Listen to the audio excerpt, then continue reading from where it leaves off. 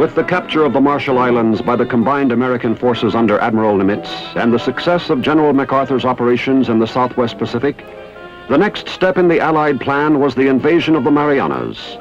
6 months ahead of schedule, Saipan in the Marianas became the target of 2 Marine divisions on June 15, 1944.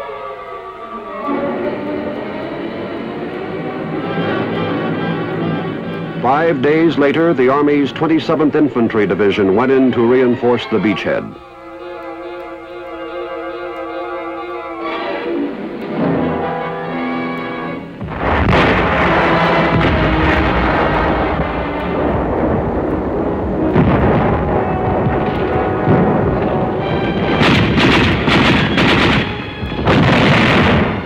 Enemy soldiers, refusing to surrender, holed up on hills and in caves. Many had to be blasted out. The surrender of enemy troops did not come easily. At times, Japanese prisoners were used to urge their comrades to surrender rather than be buried alive.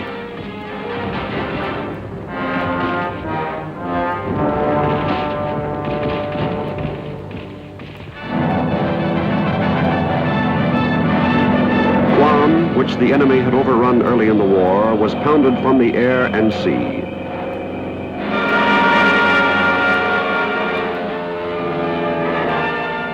The invasion of Guam took place on July 21, 1944. The enemy resisted the bold attacks of American soldiers and Marines for 19 days before the island again became a United States possession. During the fighting in the Marianas, Army engineers and Navy Seabees had begun work on an extensive system of B-29 airfields. In November of 1944, the first B-29s from Saipan flew against Japan. Between Guam and the Philippines were the Palau Islands. In September of 1944, the 1st Marine Division pushed ashore on Peleliu. The Army's 81st Division landed on nearby Angar Island.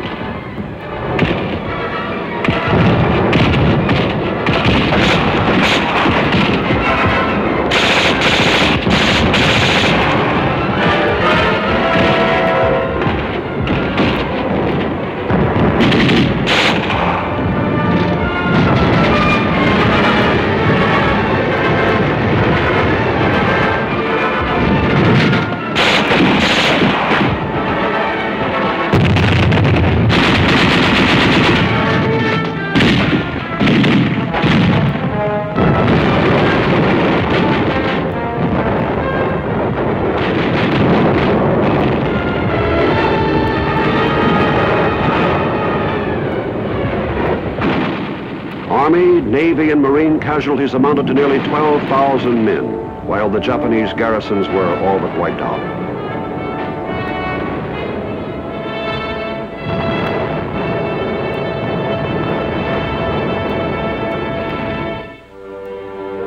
On the same day that Nimitz forces invaded the Palaus, MacArthur's troops, in a strategically converging attack, jumped from the western tip of New Guinea to Morotai Island.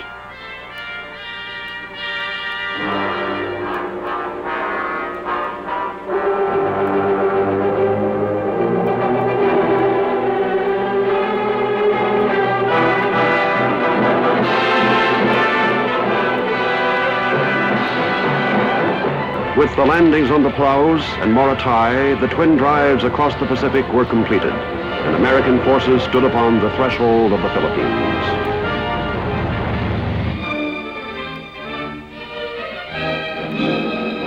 To the men who had carried the fight from Hawaii and Australia to the Palaus and Morotai, the Philippines had long stood as a symbol on which their determination and hopes had focused.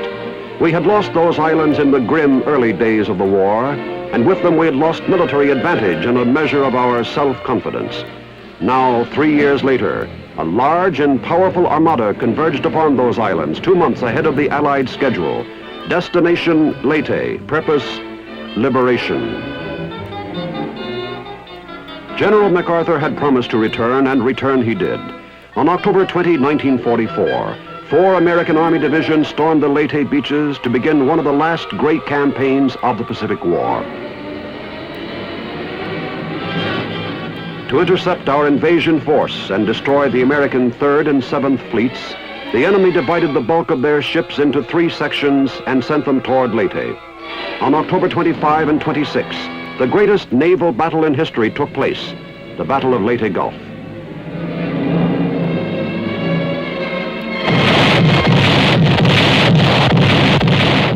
The enemy lost 3 battleships, 4 carriers, 10 cruisers, and 9 destroyers, breaking the back of their naval power.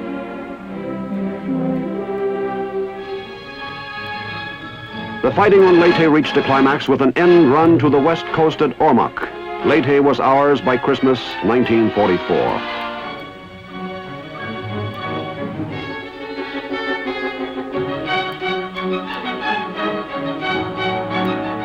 Even before Leyte was secure, troops of the 6th Army had moved on to Mindoro in preparation for the invasion of Luzon.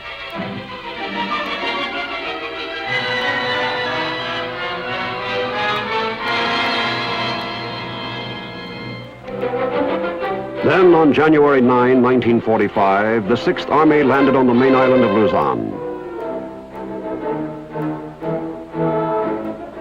A people who had existed 3 years under enemy rule welcomed their liberators with unrestrained joy.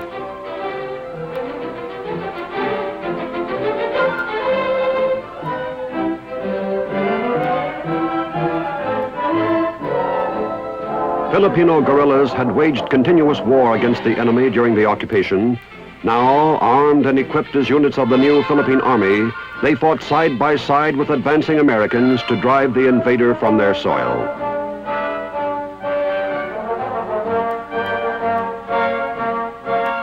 While the American drive from the initial beachhead at Lingayen Gulf gained momentum, more troops landed on the west coast of Luzon, both north of Bataan Peninsula and south of Manila.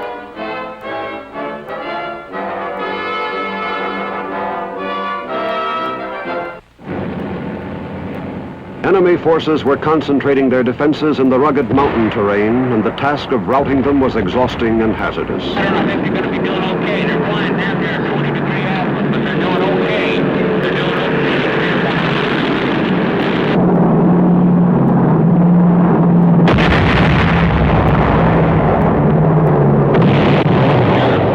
They're flying too much from northwest to southeast. That is good. That is right on the ball.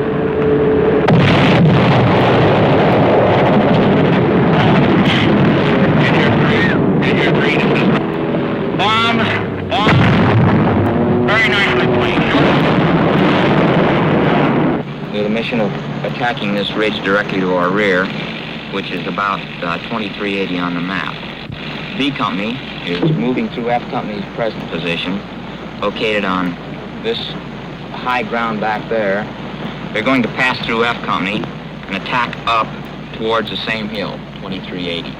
Now, can you give me a concentration on that hill? On 2380? Right. Yes, we have the 4.2 mortars, the 155, 105, and 75, all zeroed right on the hill.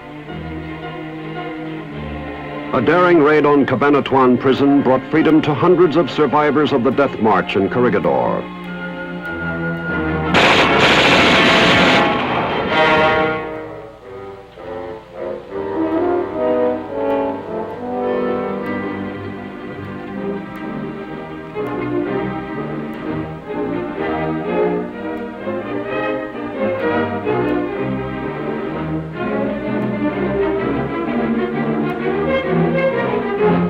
The push toward Manila went well as town after town fell to American soldiers.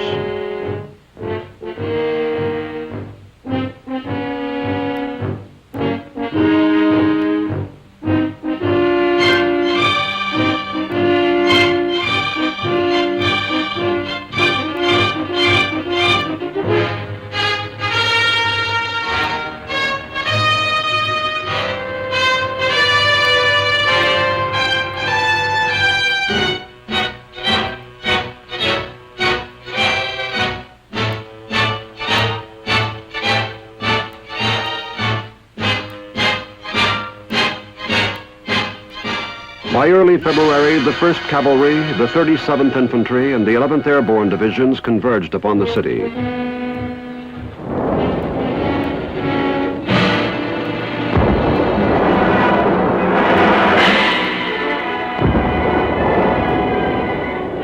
The enemy defended Manila, one building at a time.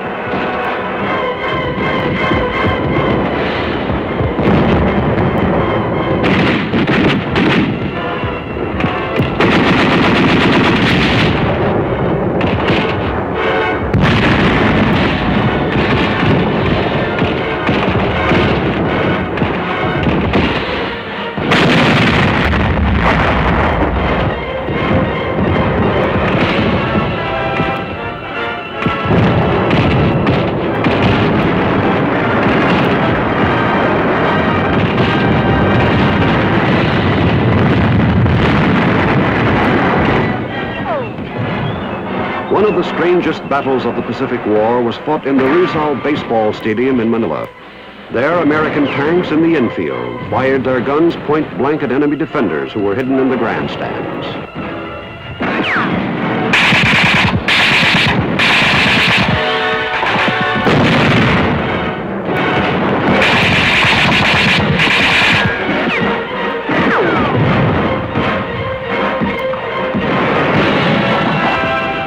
The climax came with an assault on Intramuros, the old Spanish-built walled city.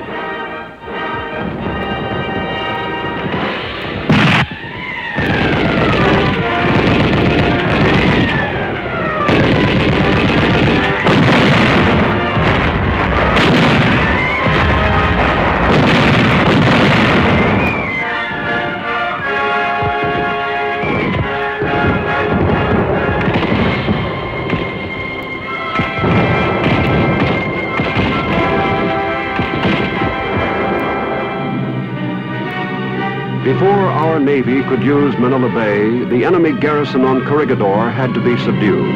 The 503rd Parachute Infantry dropped on the island February 16.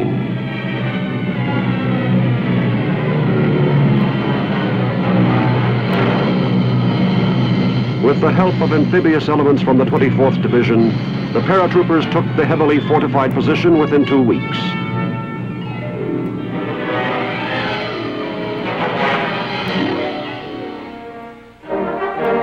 Shortly thereafter, General MacArthur arrived to congratulate his men.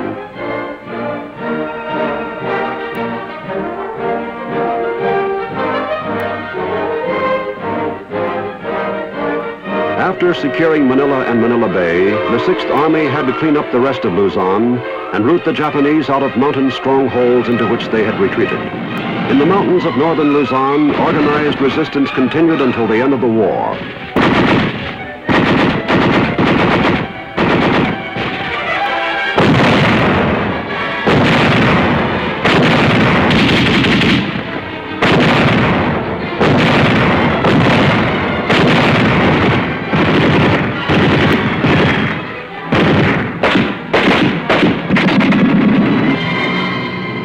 While the 6th Army was finishing the job on Luzon, the 8th Army moved into the southern Philippines and in a rapid series of amphibious operations cleared Palawan, the Zamboanga Peninsula, the Sulu Archipelago, Panay Island, Cebu, Negros, and finally eastern Mindanao.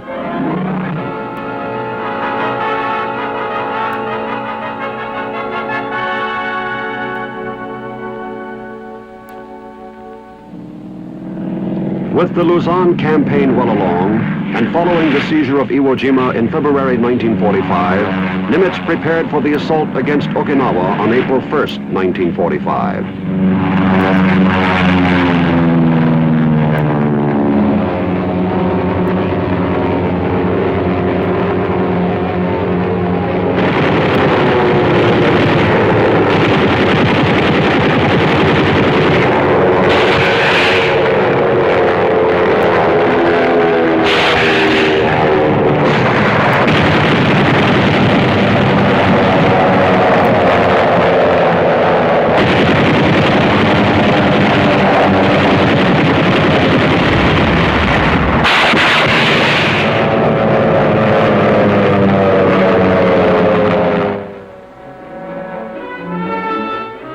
1,300 American naval vessels converged upon Okinawa and began the heaviest pre-landing bombardment of the Pacific War.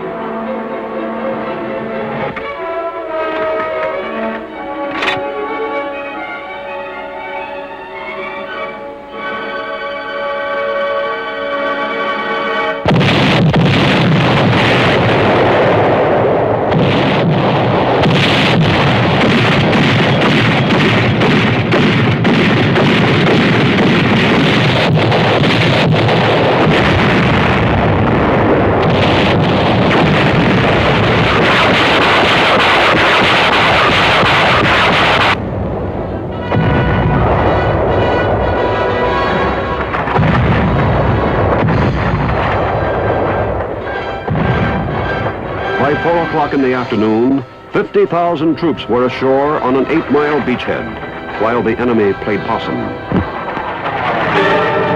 On April 6th, Japanese pilots of the ill-famed Kamikaze Corps flew their suicide planes against our fleet.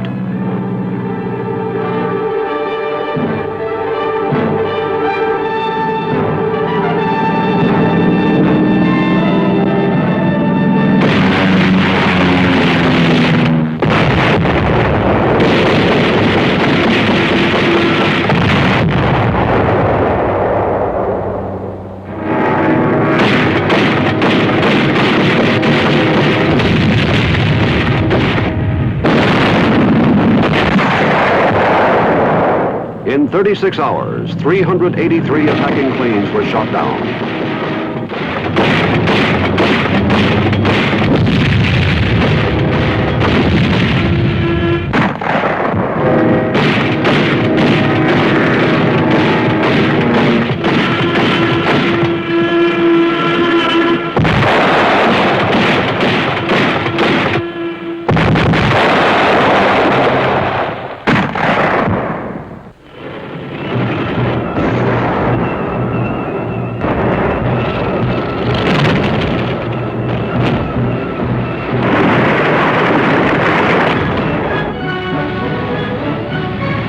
On Okinawa, General Simon Bolivar Buckner's troops found northern resistance comparatively light, while the 10th Army in the south found some of the strongest resistance yet encountered in the Pacific.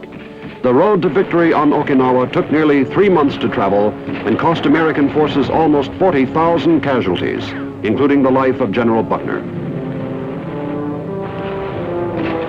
The Okinawa campaign had been a highly successful air, sea, and ground operation carried out under conditions favoring the enemy.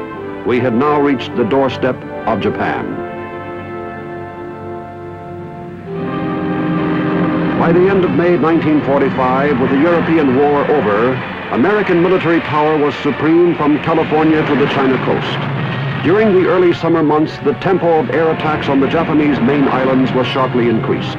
B-29s of the Army's Strategic Air Force, operating from bases in the Marianas, were averaging 1,200 sorties a week over enemy industrial targets.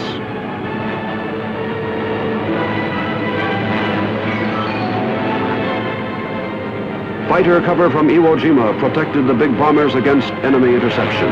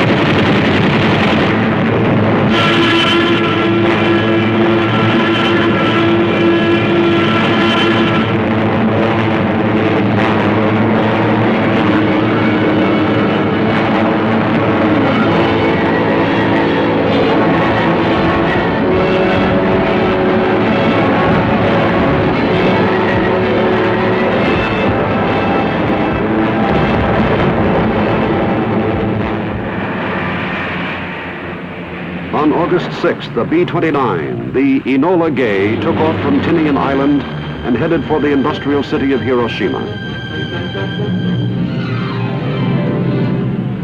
At 8:15 that morning, the Enola Gay dropped the first atomic bomb on a city.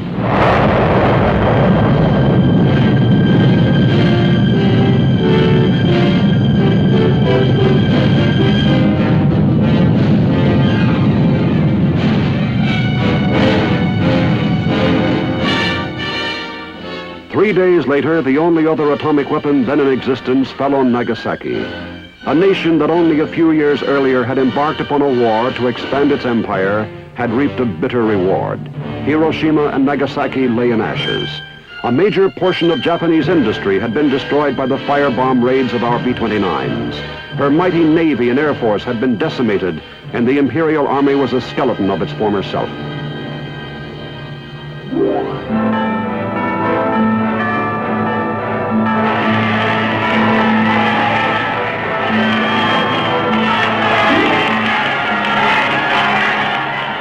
Both victors and vanquished cautiously approached the matters of unconditional surrender and occupation. Under the Japanese military code of Bushido, nothing short of a direct order from the Emperor could have persuaded commanders to lay down their arms. But the Emperor had given the order, and the armed forces complied.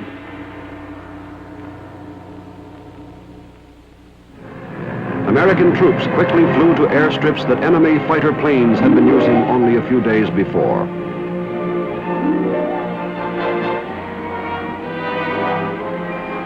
In the last amphibious landing of the war, more troops went ashore to assist in the occupation.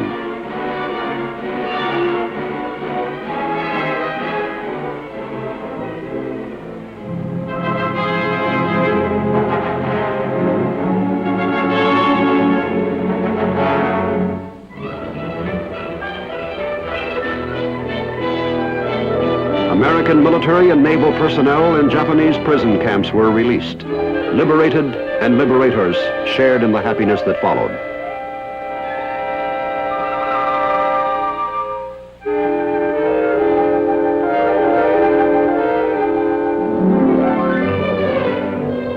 The Allied High Command estimated that more than 1 million casualties had been avoided when the Japanese capitulation canceled invasion plans.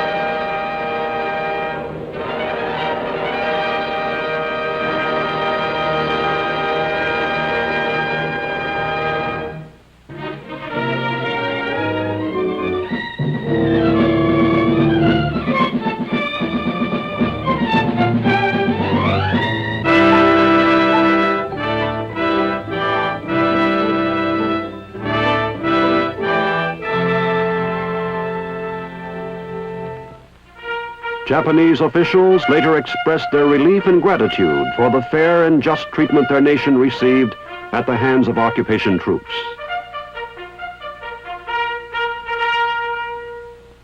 Although the warlords who had brought on the conflict were subsequently brought to trial, the Japanese people were permitted and even encouraged to make the quickest possible transition to useful, peaceful activity without American interference. Engineer units immediately pitched in to help rebuild what our bombers had destroyed. After years of propaganda and heavily censored news, a free press kept the Japanese people abreast of daily developments.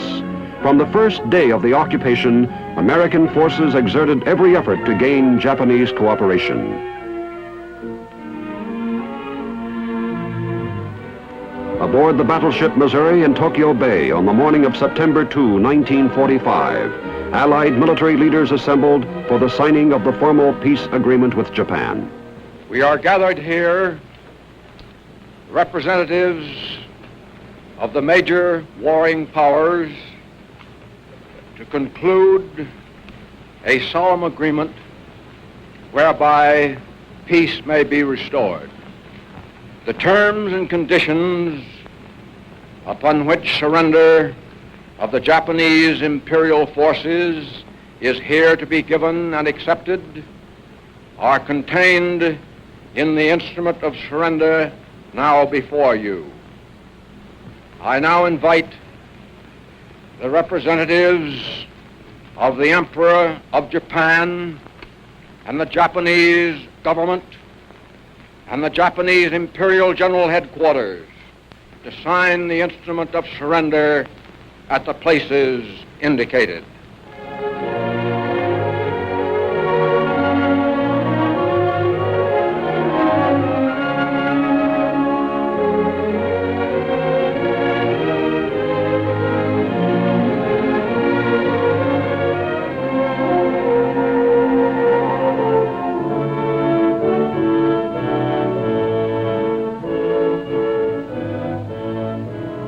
The Supreme Commander for the Allied Powers will now sign on behalf of all the nations at war with Japan. Will General Wainwright and General Percival step forward and accompany me while I sign?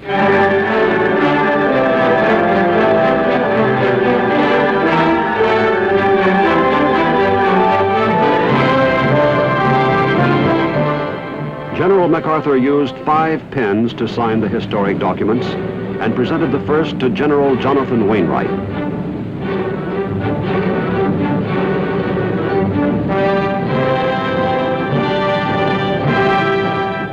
The second went to British General Percival, the defender of Singapore, 2 to the National Archives, and the 5th MacArthur kept for himself.